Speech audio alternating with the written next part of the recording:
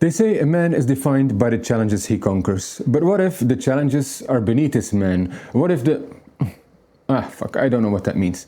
YouTube is a bottomless pit of easy tutorials from guitar pros who have forgotten what easy even means, smugly showing off in their pristine high-end studios with their fancy vintage guitar rocks. And I, being the lighthouse of superior taste, have decided to plunge in head first. For the next 2 weeks, I'll learn one of the most iconic beginner songs every single day. But that's not the real show. The real spectacle is the ranking. And let me be perfectly clear, this ranking is not based on flimsy science. No, it's based on my own, highly subjective, utterly infallible, and most importantly, correct judgment. So, if you ever wondered which beginner song is truly worthy of your time, your talent, and your precious fingertips, then you've come to the right place. Let's get the show rolling.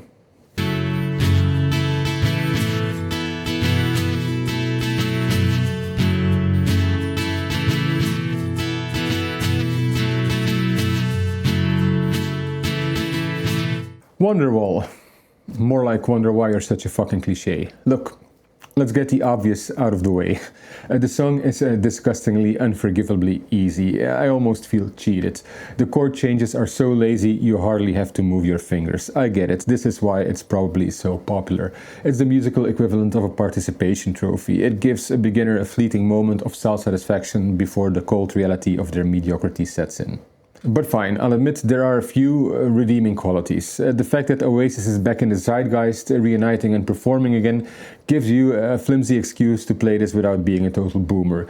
It's also, and well, don't tell anyone I said this, but yeah, kinda secretly fun to play. It's like a guilty pleasure. It's the musical equivalent of watching a terrible reality TV show. But in the end, let's be honest, this song should really only be played by someone who has an infinity tattoo and thinks being a huge cliché is part of their core personality.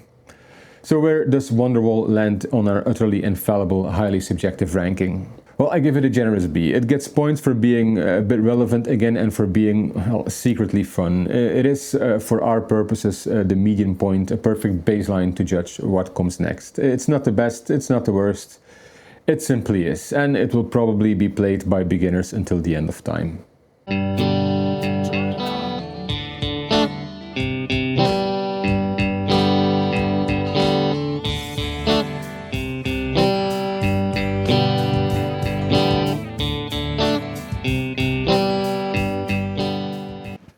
Sweet Home Alabama, a 1974 diss track going after Neil Young for badmouthing the South. I'm not entirely sure why. I mean, what did the South ever do wrong? Sorry, I can't say that with a straight face. Let me try again. I'm not entirely sure why. I mean, what did the South ever do wrong? And Neil Young does love his high horses. But anyways, not my backyard, so what's not to like? Well, certainly not my rendition of it. This song is a couple of levels above the lazy chord changes of Wonderwall. And on the surface, it looks easy, but then you quickly realize it's not. The constant rapid switching between chords and single notes is quite a challenge for a beginner. And the whole thing, well, just tanked harder than they're playing. And furthermore, as a European socialist weakling of a man, it almost feels wrong for me to play this song. I mean, I'm not married to my cousin and I don't have a Confederate flag on my front porch, so what am I even doing here? Playing this song would be cultural appropriation and I simply cannot have the woke army coming after me. I'm just starting out and I'm far too sensitive for that kind of negative attention. So where does Sweet Home Alabama by Lynyrd Skynyrd land? Well, I give it a solid C. And yes, I did say Skynyrd, because that's how my Google Home pronounces it. Sweet Home Alabama by Lynyrd Skynyrd Shaw, playing on YouTube Music.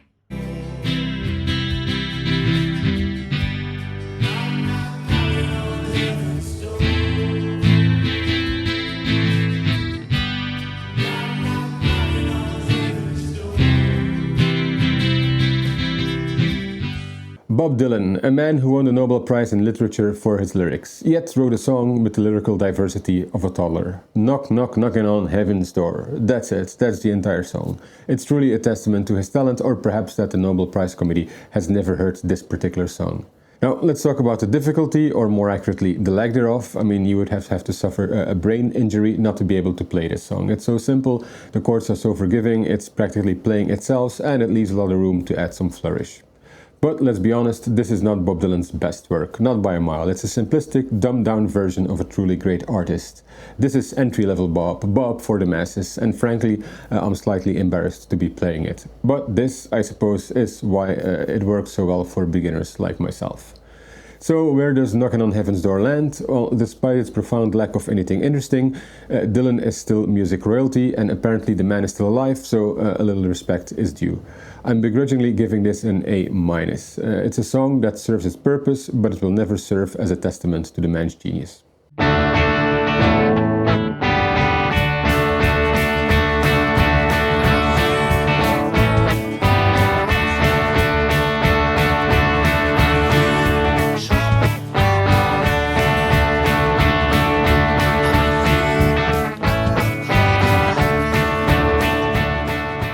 Bad Moon Rising, an apocalyptic banger by the kings of swamp rock, Creedence Clearwater Revival. I have yet to meet anyone who thinks CCR is lame, and if I ever do, I would happily tell Liam Hemsworth to go choke on some peanuts. I mean, that bloated meat sack of a man just doesn't have taste. But I digress. Bad Moon Rising is an excellent song. It's a banger and it's so much fun to play. On paper it looks deceptively easy, but the tempo is a real challenge for a beginner. It's a fun challenge though, and the fast pace, that's exactly what makes it a fantastic workout for practicing quick chord changes. And also, you will never look stupid playing this song on your Telecaster, no matter how bad you are, unless of course you're Liam Hemsworth, who couldn't be saved by even the best custom shop. And so for that reason alone, this song is S tier. Absolute banger.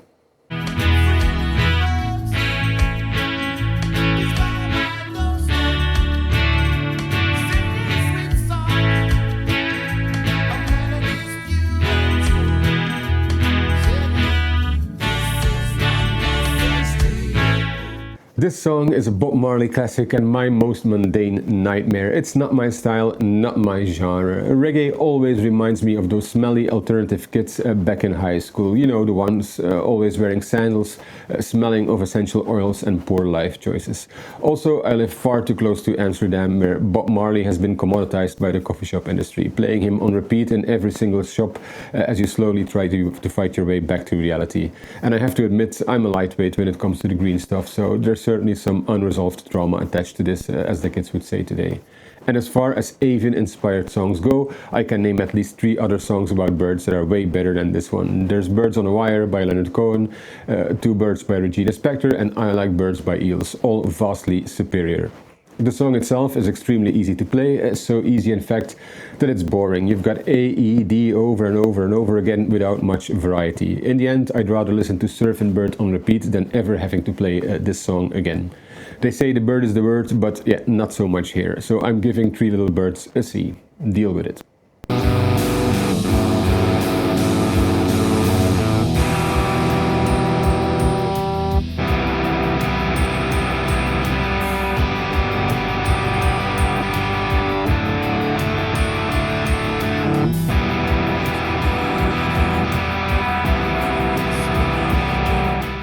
They say there are some songs that just transcend time and space. They become more than just music, they become a timeless classic. A timeless classic like the Cranberries' 1994 banger, Zombie. This protest anthem for the ages was a massive hit. It went to #1 in most of Europe. Of course, it didn't get to #1 where it really mattered, in Ireland and UK, but still, it's a great song that truly marked the grunge era of the early 90s.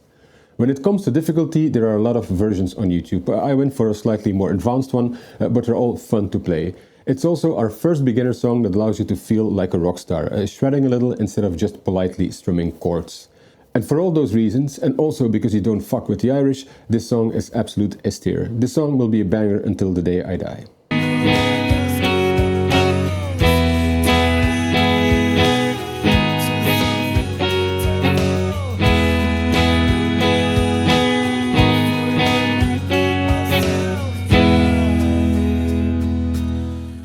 Hello, by Coldplay. What can I say? It's Coldplay. It's Chris Martin's whiny voice over a depressing melody. It's their whole shtick. I give this song a D, and I'm not even going to get into the details of why it's a D. Playing it was brutal enough, so let's just forget about the whole thing.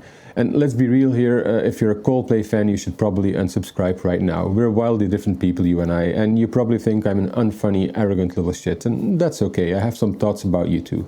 And I will never stop taking the piss out of Coldplay in every single video for as long as this channel lives. So if you do stick around, you can't say I didn't warn you. But if you're not a Coldplay fan and you are enjoying my videos, please give me a like and subscribe. It really makes a difference for a small channel like mine. And if you don't agree with any or some of my rankings, I want to hear from you. Let me know in the comments.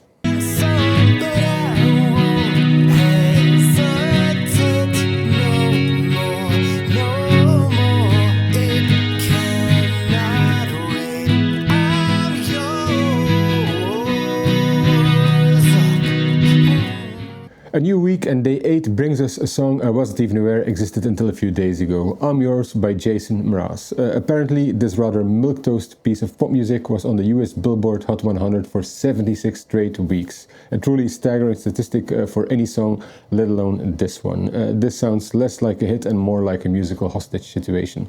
Frankly, I have no strong feelings about it. It's an okay song to play and I've never been forced to listen to it for over a year straight, so my soul is still intact. But if you're an American who still enjoys this song today, well, something is seriously wrong with you. You're an emotional masochist and you should probably seek some help. Anyways, I give this one a B. It's not my favorite, but it's not terrible either.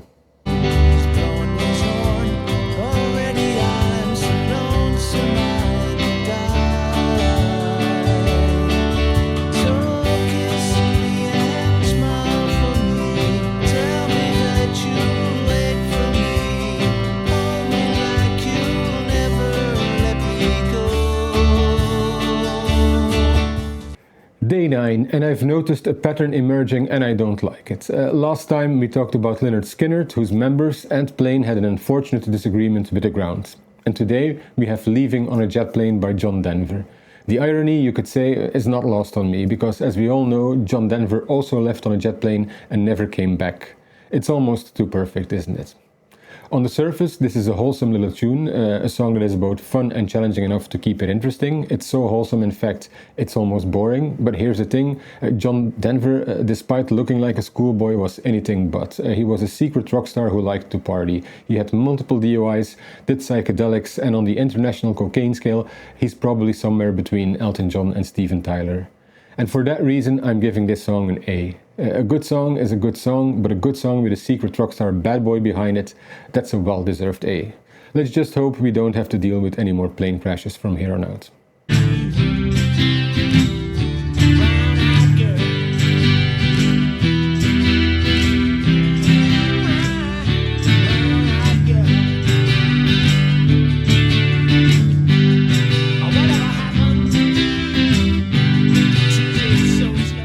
Day 10, and today's subject of ridicule and or praise is Brown Eyed Girl by Van Morrison, a song I feel incredibly conflicted about. Before today I would have happily let it fade into obscurity. I mean, it's the kind of song your dorky drunk uncle dances to at a wedding. And to quote the man himself, I got about 300 songs that I think are better. And I couldn't agree more. However, that was before I actually played it. And now, I have to admit, although I don't love the song itself, it's kind of fun to play. And in many ways, it is the perfect beginner song. It's got all the basic chord shapes, a nice tempo, an upbeat strum pattern. I mean, from a pure technical viewpoint, this one actually makes a lot of sense as a beginner song. So where do I place it? I want to give it a B, but I know in my heart it should probably get an A. It's a hard one. Let's go for an A. After all, Van Morrison is Irish, and we already established that the Irish are not to be trifled with.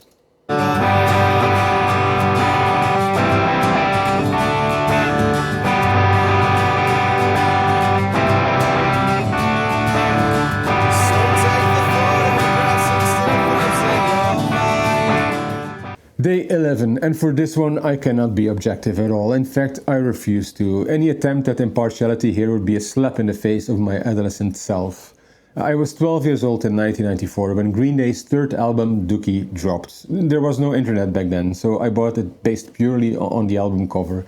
And holy hell did it leave a mark. It was my first introduction to alternative rock and punk, and for a while that album was the entire soundtrack of my life. It was a perfect storm, my awkward ride through puberty and Billy Joel Armstrong equally angsty vocals. This album became a part of my social identity and created space for me to belong. So although Good Riddance is far from my favorite Green Day song, and let's be real, their later work doesn't hit the same way it used to, I can't do anything else but put this on S tier. Anything lower and that 12-year-old me, the one who navigated high school with this album on repeat, would have kicked me squarely in the nuts. Long because we know that none of them have felt this way. Delilah, I can promise you the brighter time we go through, the world will never ever be the same. You're to blame. Day 12, at least I think it's day 12. Today we're talking about Hey There Delilah by the Plain White T's. And I have to be honest, before this video I wasn't even aware this was a song. Wikipedia said it went to number 1 on the Billboard Hot 100 and was nominated for Grammy for Best Song of the Year. Unbelievable. This emo slop, I don't know. In an interview, Tom Higginson, the frontman, said he wrote this song after meeting a cross-country runner named Dilalah, and she was the most beautiful girl in the world. I almost threw up in my mouth a little.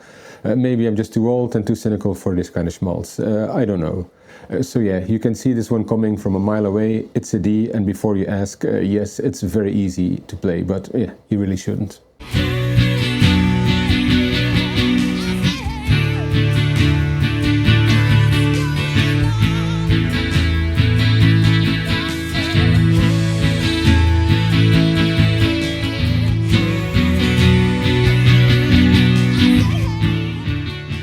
What's Up by 4 Non-Blondes. And yes, I'm wearing a funny hat. This is what people call prop humor. It's supposed to be funny. And if Marty Schwartz can get away with it 7 years ago, then so can I, goddammit.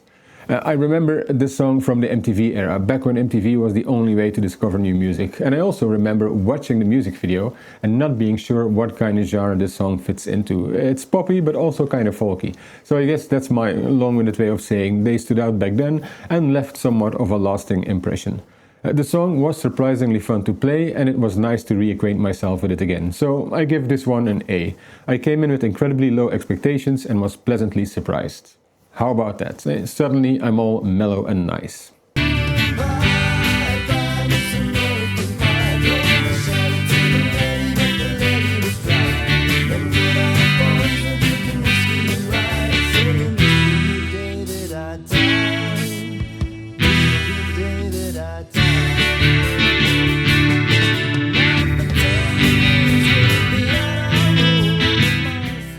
Day 14, our final day, and this is it. I have to be honest, I lied to you. Remember a while back when we were talking about Lynyrd Skynyrd and John Denver, and I made a little joke about hopefully there wouldn't be any more plane crashes from here on out. Well, here's the thing.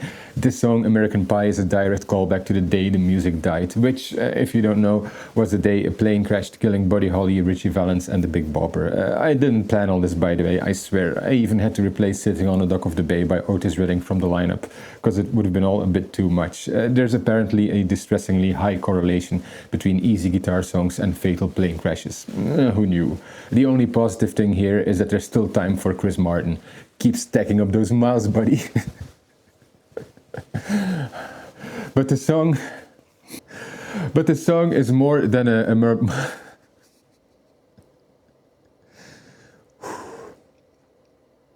But this song is more than a morbid punchline. It's the absolute perfect finale to this little series. It's super fun to play, and while it... I'm sorry.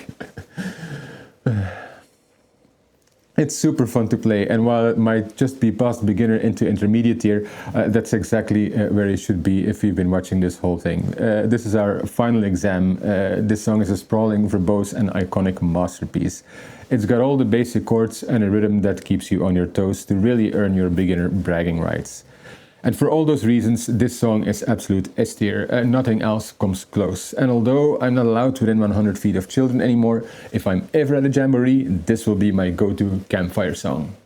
So there it is, the definitive, totally biased and absolute correct ranking of the 14 beginner songs you now have zero excuse to either play or avoid. You've watched me suffer through 2 weeks of what passes for popular guitar songs, and I haven't even gone completely insane yet. You're welcome. Now, before you go, you know the drill. Like this video, subscribe if you haven't, and tell me in the comments which songs you think I should have ranked differently. I'm out. Go practice.